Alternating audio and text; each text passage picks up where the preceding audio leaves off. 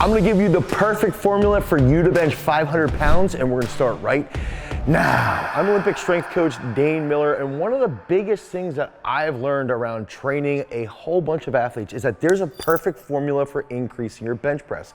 For example, if we have a kid who's in 7th or 8th grade, typically what we see is that when they're going from 75 pounds to 135 pounds, for every 168 reps, they're gonna gain 10 pounds on their bench press. So if they start with us and they are consistent with their efforts, every 14 and a half weeks or about 3.5 months, we are going to see an improvement that will get them to that first milestone, putting that 1 plate on the bench press. So we've figured this out over the last 15 years, and now what we're gonna do is we're gonna break down how you guys can slowly build through each milestone and eventually bench 500. Okay, so one of the big factors here is that if we're benching 135 now, okay, we've got to have somebody who's going to be consistent with coming in the gym. And the formula is going to be almost identical as we build up to that 225. Now, I still remember the first time that I benched 225. I was in a bodybuilding gym.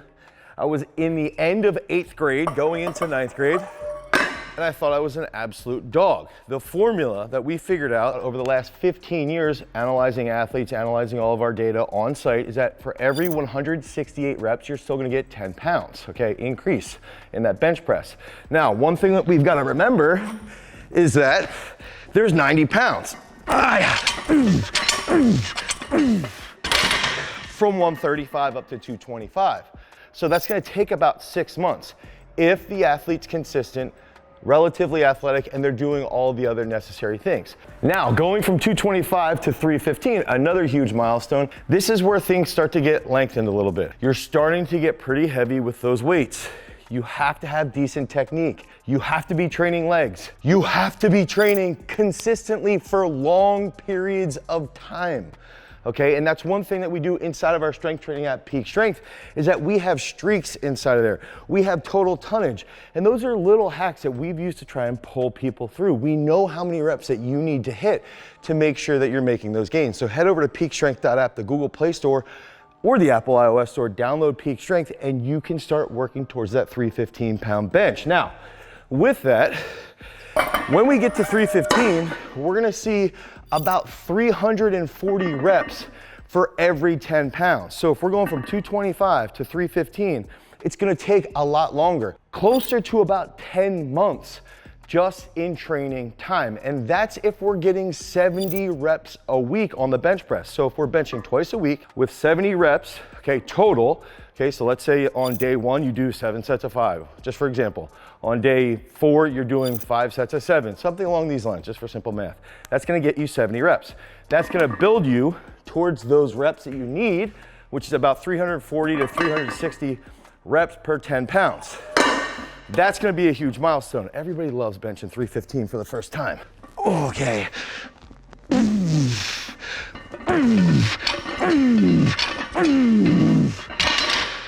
Now, the big factor here, and the reason why you're here, is you saw 405 pounds for 1,000 reps. That's absolutely insane. But we want to talk about what we need to do to go from 405, okay, so we're jumping 315 to 405. Now we're going to go 405 all the way up to that 500-pound bench press, and the key concept and formula that you need to get the 5 plates and that little 2.5 on each side. Okay, so I'm going to give you the formula that you need, but I want to hit another triple here. Oh.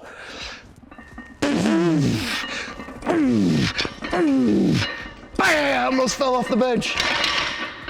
My dad used to tell me, stop benching with your feet up, so clearly I should stop benching with my feet up. Now, one of the big things that we have to think about when we bench 500 pounds, it takes a very, very long time. We need 15,120 total reps, okay? So for every 10-pound increase from 405 to 500, you need 1,680 reps. And what this looks like is it's gonna be 4 years of training. And that's 4 years straight.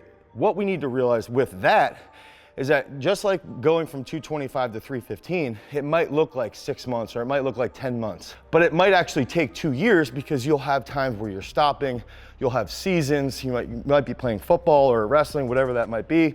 So there's gonna be delays in this time frame, in this formula.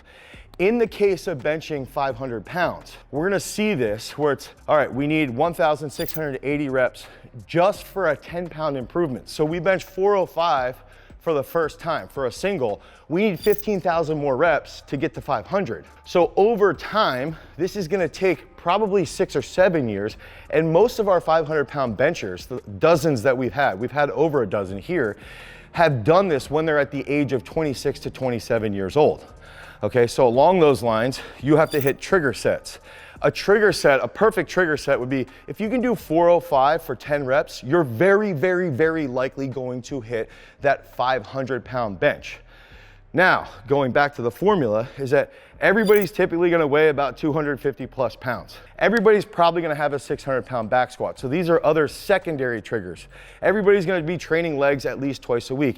And it's gonna take you from the time that you're probably 20 when you hit that first 405, all the way up till you're 26 to 27. Okay, so these are some big factors that we have to think through.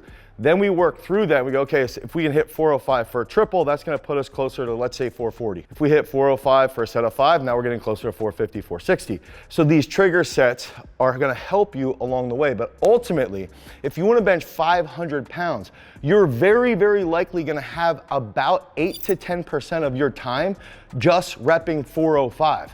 And that's where those 1,000 reps at 405 come into play. It's going to be over a very, very long season of your life, okay? And that's where all these things factor in. And if you want a program variation or a program laid out, you should be doing a bench press every single week. So let's say you do a flat bench on Sunday or Monday.